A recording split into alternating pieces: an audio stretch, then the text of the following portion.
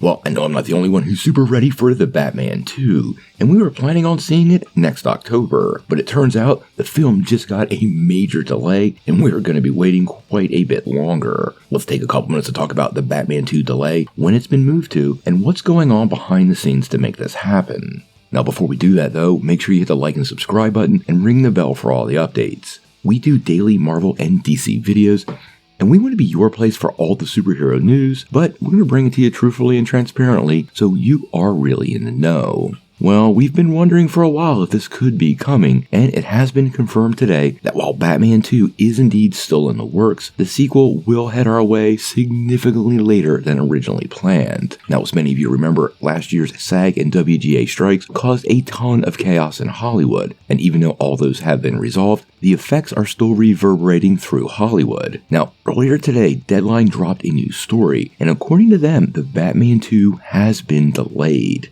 The film was set for an October 3rd, 2025 release date, about a year and a half from now, but apparently is now being pushed almost a full year later to October the 2nd, 2026. This is a significant delay, and I do think it's revolving around the fact that they're just now starting production and want to give themselves enough time to work it out. It sadly means it will be 4.5 years between films, and I do think it will indeed hurt the project. You only have to look to Aquaman for long steps between sequels and it ultimately hurting fan response because honestly, people forget. Now, I'm a huge fan of the original film, but this begs a lot of questions for me on what's going on behind the scenes. I have to wonder why Warner Brothers isn't shifting the focus to The Brave and the Bold and having two competing versions in theaters almost at the same time. 2026 is likely when James Gunn's Batman's finally going to come to life, and I can't imagine this sets them up for any level of success. Now, it also means that in 2025, the only DCU movie coming to theaters will be James Gunn's upcoming Superman film, leaving the DC slate still a little empty as the new universe starts to get legs.